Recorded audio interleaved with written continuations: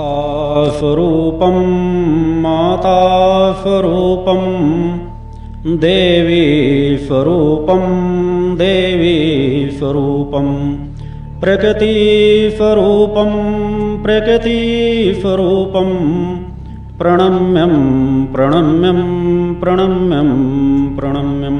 बोल माता आदि शक्ति जय जननी जगदमाते की।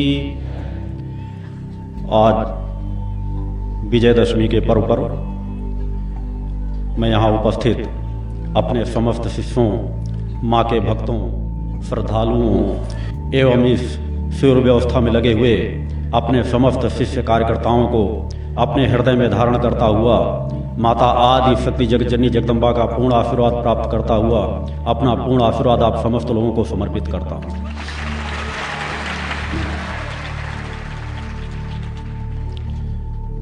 यह पावन पवित्र क्षण जिनके बीच आप यहाँ बैठे हैं, क्योंकि यह आप सभी जानते हैं,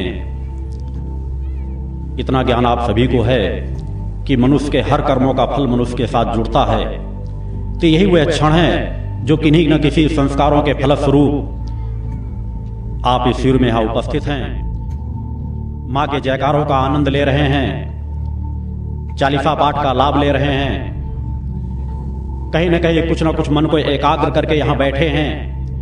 यही छोटी छोटी क्रियाएं, यही छोटे छोटे आपके कर्म आपको सतमार्ग पर धीरे धीरे बढ़ाते चले जाते हैं। यहाँ आने से केवल इतना ही नहीं रहता कि जब मैं आपके समक्ष उपस्थित होऊंगा तभी आपको कुछ प्रदान करूंगा। यहाँ की ऊर्जा से हर पल आप स्वतः कुछ ना कुछ खींच रहे हैं। जो क्रम आप लोगों को यहाँ बताए गए हैं, यदि आप उनका पालन कर रहे हैं तो यहाँ की ऊर्जा कुछ न कुछ आपके साथ स्वतः समाहित हो रही है। चाहते न चाहते प्रकृति सत्ता आपसे ऐसे कर्म करा रही है कि आपका समय सार्थक हो जाए। और मेरे जीवन का विजयदशमी पर्व पर पुनः एक बार आश्वासन आप लोगों को दिलाता हूं कि मेरे जीवन का एक संकल्प है कि मैं जीवन में एक बूंद जल भी किसी का ऋण नहीं रखता और ना भविष्य में कभी रखूंगा। आपके एक एक पल की कीमत आप लोगों को प्रदान करता हूं। मेरे पास जो है, मां की जो कृपा है, केवल वही आपको लुटा सकता हूं। मेरे पास जो ऊर्जा शक्ति है, जो मां ने दे रखी है, चेतना शक्ति दे रखी है, नित्य की मेरी जो साधनाएं हैं, क्योंकि मैंने जीवन का एक एक पल समाज कल्याण को समर्पित किया है, उन साधना का जो मेरा संकल्प रहता है, उन शिविरों के माध्यम से, नित्य अपनी ध्यान साधना के माध्यम से जन कल्याण के लिए ही समर्पित की जाती है।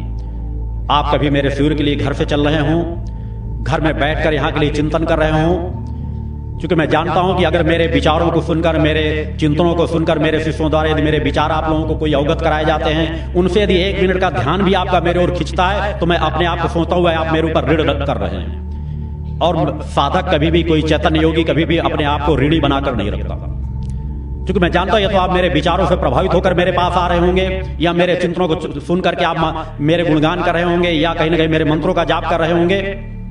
यदि मैं उनका फल न दे सका तो इस ऋण को लेकर मैं कभी माँ की, जो मैंने कहा कि हर पल में केवल एक चीज पर ध्यान रखता हूं कि मेरे और माँ की वो जो कड़ी जुड़ी हुई है उस पर कभी जंग न लगने पाए। और जंग तभी नहीं लग सकती जब मैं कभी किसी का ऋण अपने ऊपर न रखूं। मेरे पास जो है वह आप लोगों को प्रदान करता हूं। वो चेतना तरंगे आपकी कार्य क्षमता जागृत करती हैं। सभी क्षेत्रों में आपकी जो समस्या है उनमें निदान के लिए हो सकता है आप अलग अलग भावनाओं से कुछ मांगना चाहें, मगर एक चीज में ही सब कुछ सार जुड़ा रहता है। मैं अपना पूर्णत्व का आशीर्वाद आप लोगों को जिस समय समर्पित करता हूं, उन चेतना तरंगों का प्रवाह आपकी ओर छोड़ता हूं। पूर्णत्व के आशीर्वाद में सब भाव आ जाते हैं, आपकी कोई कामना हो, कोई चिंतन हो, क्योंकि आपको मिलेगा वही जिसकी आप पात्रता रखते हैं।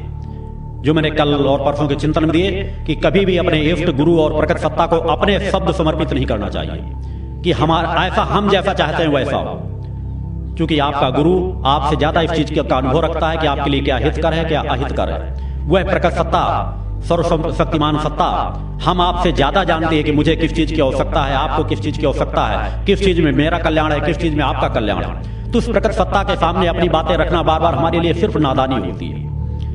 अतः आपका गुरु हर पल आपके साथ रहता है, आपके एक एक क्षणों की आपको कीमत वसूल करके देता है, क्योंकि जो गुरुवर के पास है आपके, वह सब कुछ आपका है। आज विजयदशमी पर्व पर जो मैं जिस क्षेत्र की ओर आपको आगे बढ़ा करके ले जाना चाह रहा हूं, भक्त ज्ञान और आत्मशक्ति का अंतिम चरण। चूंकि भक्त ज्ञान और आत्मशक्ति का इतना विस्तार है जिसमें एक बहुत बड़ा ग्रंथ तैयार हो सकता है, और भविष्य में इन सब चीजों को विस्तार से मेरे द्वारा धीरे धीरे आप लोगों को प्रदान किया जाता रहेगा, क्योंकि जितनी आपको आवश्यकता उतना ज्ञान आपको दिया जाता है। आगे के वर्षों में जो मैंने 23 जनवरी को कहा था कि धीरे धीरे आप लोगों को साधना पथ की ओर ले जाऊंगा, क्योंकि पूर्व में अनेकों बार मैंने अपने बारे में बताया, यहाँ के बारे में बताया, सब कुछ उन बीच बीच के चिंतनों में अध्यात्म के कहीं न कहीं वो संकेत मैंने दिए। ये सब भक्त ज्ञान और आत्मशक्ति के चिंतन कोटेशन आप लोगों को बहुत पहले मेरे द्वारा दिए गए थे, मगर संक्षिप्त चिंतनों के साथ। कभी नहीं बताया गया कि अष्टमी, नवमी और विजयदशमी पर्व का प्रभाव क्या होता है, हम किस प्रकार भक्त ज्ञान और आत्मशक्ति की गहराई में धीरे धीरे किस प्रकार जाएं। आत्म तत्व के बारे में मेरे द्वारा विस्तार चिंतन, मगर आत्म तत्व को हम चैतन्य किस प्रकार बनाएं।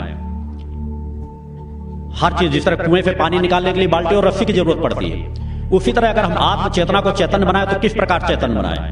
उसी क्रम में भक्त ज्ञान और आत्मशक्ति, जिस तरह मैंने कहा कि भक्त के लिए भाव की आवश्यकता होती है, भक्त के लिए समर्पण की आवश्यकता होती है, कि आपका निष्ठा विश्वास उस अटूट भाव को लेकर के बैठे कि हमारे भक्त में कोई विकल्प नहीं आएगा।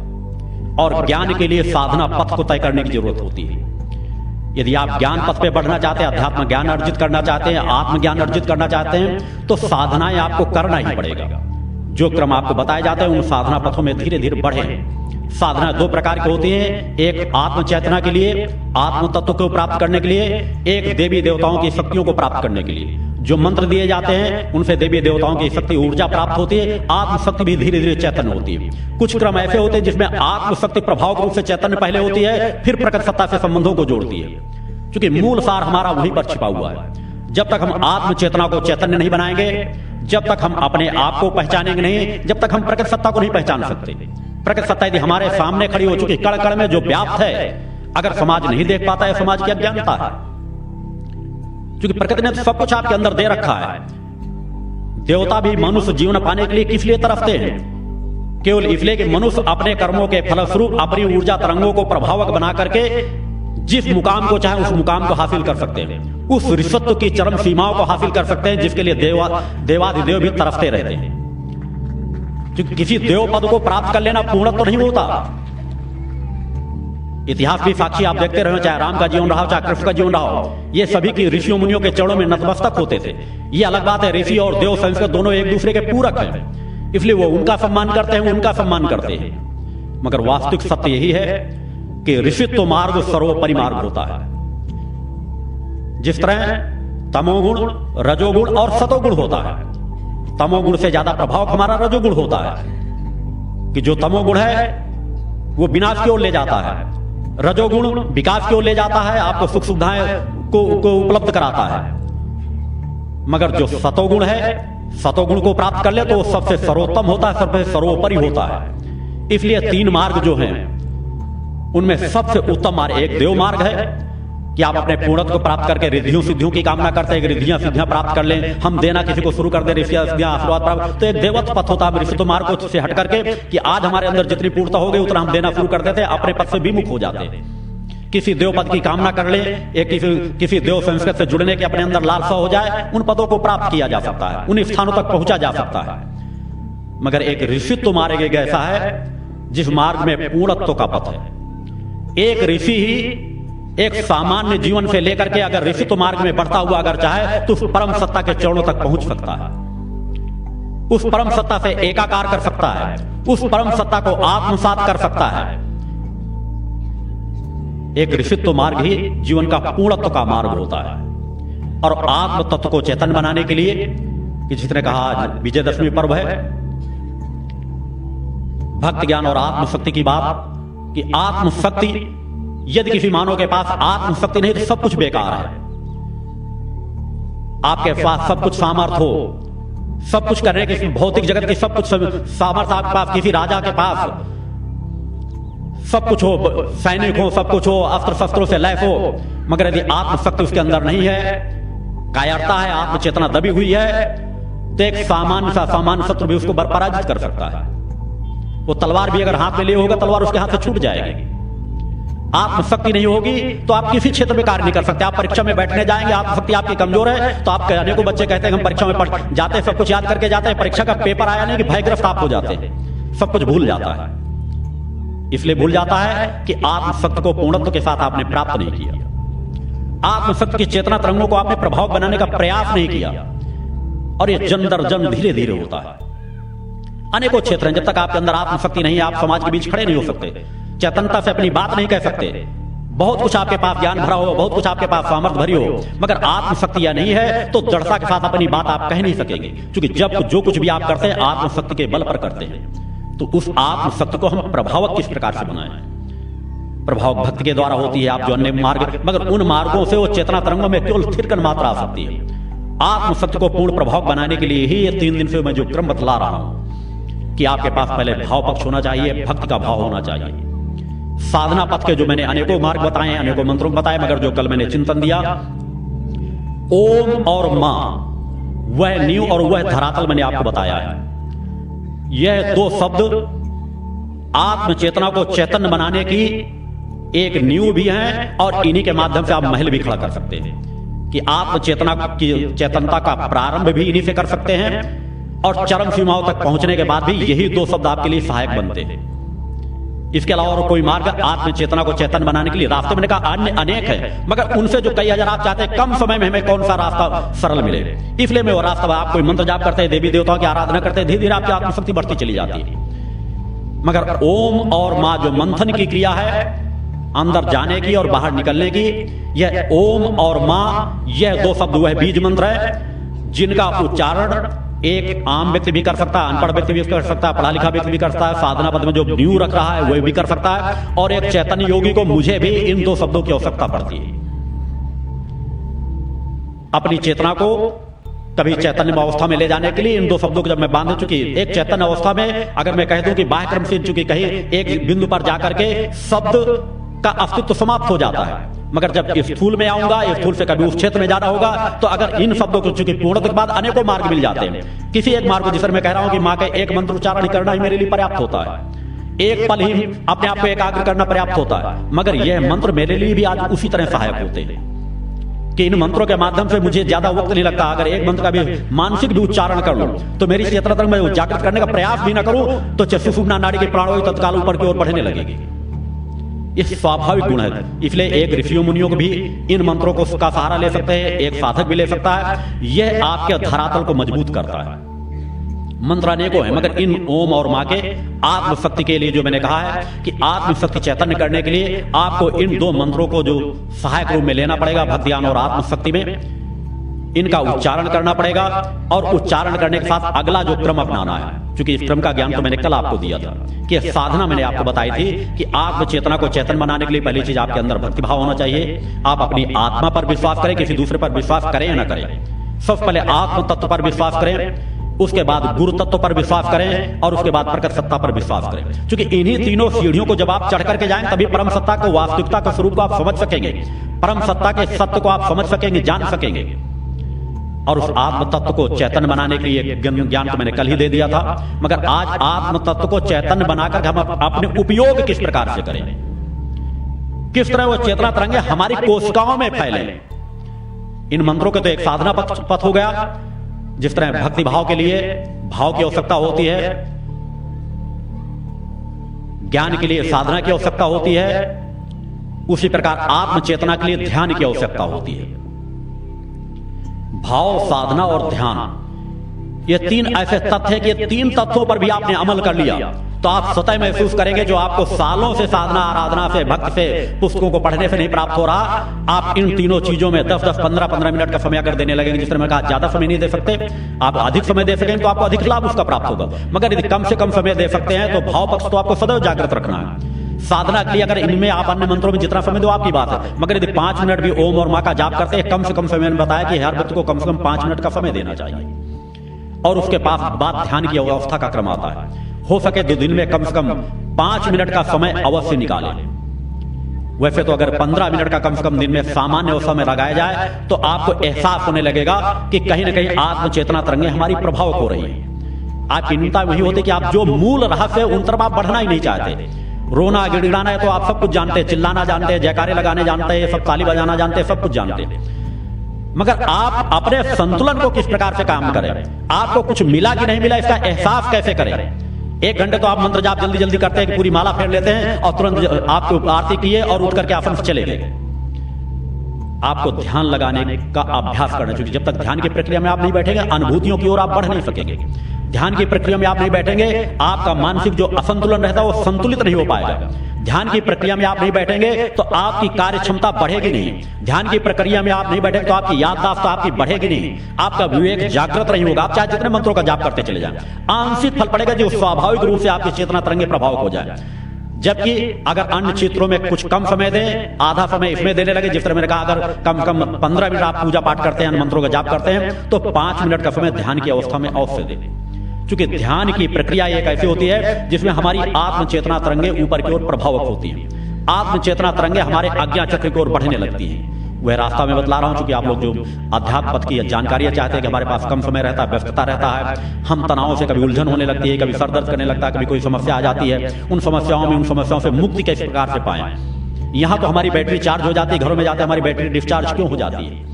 यहां आते हमें भक्ति भाव जागृत होता है, यहां आते हैं तो हमारा समय का सदुपयोग हो जाता है। उनके लिए मैंने अनेकों रास्ते बताए और आज सायंकाल भी उन रास्तों के बारे में कुछ और जानकारी दूंगा। जो आपकी बैटरी चार्ज होने की बात, कि बैटरी तो अंदर चार्जर आपके पास है, सब कुछ आपके पास है, उस कनेक्शन को सिर्फ आपको जोड़ना है। 7 चक्रों की ओर उस कनेक्शन के तार भी पड़ा हुआ है। अंतिम बिंदु पर जो आपके मूलाधार पर वह तार आपस में टच नहीं है, उनको टच करने का अभ्यास करना है। और टच करने का अभ्यास किस प्रकार होगा, जिसने आप पुस्तकों में जितनी कुंडली चेतना जागृत करने की जितनी भी पुस्तकें रखी हैं, आप जीवन पर्यंत लगा देंगे तो एक चेतना तरंग भी आपके आज्ञा चक्र को स्पर्श नहीं कर सकेगी। क्योंकि उसमें जिस तरह बताया गया कि मूलाधार में ध्यान लगाते रहो, फिर इस चक्र में ध्यान लगाओ, इस चक्र में ऐसा ध्यान करो, इस चक्र में ऐसा ध्यान करो। मैंने आपको मूल रहस्य बताया, रहस्य की जानकारी मैंने दी है कि आज्ञा चक्र आपका राजा चक्र होता है, जिसे तीसरा नेत्र कहते हैं। क्योंकि आप इस स्थूल जगत में तो इन 2 नेत्रों से सब कुछ देख सकते हैं, फिर आपको कुछ आगे हासिल करने की जरूरत नहीं। मगर आप जब तक अपने तीसरे नेत्र को प्रभावक नहीं बनाएंगे, जब तक आप पहले अपने अंदर की ही चेतना तत्व को एहसास नहीं कर सकेंगे, महसूस नहीं कर सकेंगे, जान नहीं सकेंगे। इन 2 नेत्रों पर तक ही अगर आप सीमित रहे, तीसरे नेत्र को आपने प्रभावक नहीं बनाया, आज्ञा चक्र को, राजा चक्र को अगर आपने सामर्थ्य नहीं प्रदान की, क्योंकि सामर्थ्य आपकी फैली हुई है, भटकी हुई है, उस सामर्थ्य को संचित करके राजा चक्र की शरण में, चूंकि आपके अंदर विवेक, बुद्धि, विवेक जितना जो कुछ है, उसके माध्यम से पहले आप राजा चक्र, चूंकि आपके अंदर जो बाह्य सोच रहे, आपका जो मन है, मैंने कहा कि जिस प्रकार से एक नाली हो, उस गंदी नाली में अगर हम साफ पानी भी डालना शुरू करेंगे तो बाहर जाके पहले गंदा पानी ही निकलेगा, और साफ नाली में अगर पानी साफ डालना शुरू कर देंगे तो साफ पानी ही निकलना शुरू होगा। तो हमारे अंदर जो विचार है, मन है, यदि मन को हम दूसरे क्षेत्रों में घुमा के लग जाएंगे, दूसरे चक्रों में पहले डालना शुरू कर देंगे, तो हमारे विचार भटकने लगेंगे। क्योंकि आपको एहसास ही नहीं कि इन चक्रों की अच्छाइयां और बुराइयां क्या है। मूलाधार, जब मूलाधार में मात्र थिरकन मात्र होने लगती है, आपके आध्यात्मिक प्रति रुचि पैदा होगी, मगर क्रोध का आवेग आवश्यकता से ज्यादा बढ़ेगा, तीव्रता आएगी। यहां तक कि कई बार लोग मानसिक असंतुलन के शिकार हो जाते हैं। ब्लड प्रेशर आवश्यकता से ज्यादा हाई हो सकता है यदि आप केवल मूलाधार को चक्र को ही जगाने का प्रयास करेंगे। मूलाधार में हल्की सी थिरकन आने लगेगी, मूलाधार में हल्की चेतना। आप देखते हैं कि जब गुरु जी हम पूजा पाठ में थे तो हमको क्रोध बढ़ने लगता है, क्योंकि इन चक्रों का स्वाभाविक गुण है। शांत कुंडली चेतना में जब थिरकन होगी, मूलाधार में थिरकन पैदा होगी, तो हमारे ऊपर जो आवरण पड़े हुए हैं, उन आवरण में पहले जिस तरह अगर एक घड़े में गंदा कचरा भरा हुआ हो, उस पर पानी डाले तो पहले उफन करके वो गंदा कचरा ही ऊपर आएगा। तो हमारी सुषुम्ना नाड़ी जो है, सुषुम्ना नाड़ी का गुण है, चूंकि सुषुम्ना नाड़ी के ऊपर जो आवरण पड़े हैं, अंदर थिरकन मात्र होगी तो आपके पास क्रोध आवश्यकता से ज्यादा बढ़ना शुरू हो जाएगा। धर्म प्रति आस्था तो कायम होगी। मूलाधार में हल्की थिरकन की मैं बात कर रहा हूं, पूर्ण कुंडली चेतना का तो एक तत्व अलग है, क्योंकि उसकी अभी ना आपको ज्ञान की आवश्यकता है। और जो जो आप आगे क्रम बढ़ते जाएंगे, क्योंकि विस्तार उन चीजों पर जाऊंगे तो एक चक्र पर पूरा एक ग्रंथ तैयार हो सकता है प्रमुख, जो आपके साथ तुरंत लागू हो जाता है। आप कहते हैं हमारे अंदर क्रोध बढ़ने लगता है, आवेश आने लगता है, उलझन ज्यादा आती है, जो कुछ लगता है कि जो कल तक घर के जो साथी थे उन्हीं के प्रति हमारा आवेश बढ़ने, छोटी छोटी बातों में हम क्रोध करने लगते हैं। स्वादिष्ठान चक्र की ओर बढ़ेंगे। काम वासना इतनी तीव्र वेग से हावी होती है कि व्यक्ति कई बार मानसिक असंतुलन का शिकार हो जाता है। आप पहले भले कहते रहे कि मुझे मेरे अंदर वासना नहीं रहती, वासनात्मक भाव नहीं आता, मगर जब आप मूलाधार से स्वादिष्ठान चक्र की ओर बढ़ेंगे, चूंकि सब चक्र हैं आपके, उन चक्रों की ओर बढ़ेंगे तो काम वासना इतनी तीव्र वेग से आती, कई लोग जैसे पत्र लिखा करते हैं गुरुदेव जी ऐसे भाव पैदा हो जाते हैं, कई बार अपने इष्टों के प्रति विचार भटकने लगते हैं, भाव पैदा एकदम उलझन आ जाती, तनाव आ जाती, सब ये स्वाभाविक कर्म है। इन ग्रंथियों का स्वाभाविक क्रम है कि आपके अंदर काम और क्रोध बड़ी तीव्र गति से बढ़ेगा।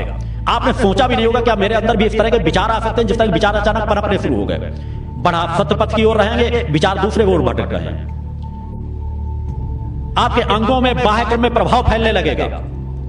मगर वहीं जब और आप आगे बढ़ते हैं, मणिपुर चक्र पर पहुंचेंगे, नाभि चक्र पर पहुंचेंगे, तो आपके अच्छे अच्छे मिष्ठान पकवान, अच्छी अच्छी चीजें, आपको टेस्टी चीजें खाने के आप आदि होने का भाव आपको होने लगेगा कि अच्छी से अच्छी चीज हम खाएं, अच्छी से अच्छी चीजों को। क्योंकि एक पक्ष ये एक सामान्य पक्ष जो आपके गृहस्थ लोगों के साथ लागू होता है। इसके अलावा इसके अंदर के विस्तार क्या है, इनको किस तरह कंट्रोल किया जाता है, उनकी संक्षिप्त जानकारी आज दूंगा। कि विचार स्वाभाविक आप लोगों के साथ जुड़ते हैं। अनाहत चक्र की ओर जब हम बढ़ते हैं तो हमें मोह माया जरूरत से ज्यादा घेरने लगेगी। आवश्यकता से ज्यादा लोगों से लगाव, चूंकि अनाहत चक्र का हृदय पक्ष है। हमारे रिश्ते नातों प्रति और ज्यादा लगाव बढ़ेगा, और ज्यादा मोह माया आएगी। रास्ता हम बढ़ रहे हैं सतपथ की ओर, मगर जा किधर रहे हैं, चूंकि ऊर्जा की दिशा कहां जा रही है। उन चक्रों की यदि हमने केवल थिरकन, चुकी पूर्ण कुंडली चेतना जागृत करना इतना आसान नहीं है, मगर यदि थिरकन मात्र दे देते हैं उन चक्रों में, तो उन चक्रों का बाहर जो पहले उपयोग होगा, जहां हम उपयोग जीवन पर्यंत लेते चले आए, जन्म दर जन्म लेते चले आए, जहां पे हमारे तार जुड़े हुए हैं, हमारी ऊर्जा पहले वहीं भगना शुरू कर देगी। क्योंकि जिस तरह अगर बिजली का करंट दौड़ाया जाए तो जहां तार पहले हमने फैला रखे हैं, तो पहले वहीं विद्युत वहीं पर जाएगा, उन्हीं जगहों में फैलना शुरू हो जाएगी। और हम किसी एक बिंदु पर ले जाने चाहते हैं तो उन सभी तारों को धीरे धीरे काटते हुए हमको उस जगह पे ले जाना पड़ेगा जिस जगह पे जाकर के हमारा मन मस्तिष्क से एकाग्र हो सके। विशुद्ध चक्र पर जब आप जाएंगे, कंठ चक्र पर जब आप जाएंगे, तो आपको लगेगा कि मेरे पास वाक शक्ति पैदा हो रही है। क्रोध, आवेश, वासना, ये सब चीजों बन चुकी है, एक साथ नहीं होते, एक साथ सभी के तार जुड़ते चले जाते हैं। आप छोटी छोटी बातों में किसी को कुछ शब्द बक देंगे, किसी के लिए कुछ शब्द कह देंगे, किसी को श्राप देने लग जाए, किसी को तुम्हारा ऐसा हो जाए, तुम्हारा ऐसा हित हो जाए, नाना प्रकार दुश्मन का ऐसा नष्ट हो जाए, दुश्मन का अस्तित्व समाप्त हो जाए, या दूसरों के बारे में नाना प्रकार के भाव पक्ष निश्चित रूप से आप जाकर आप रोक नहीं पाएंगे।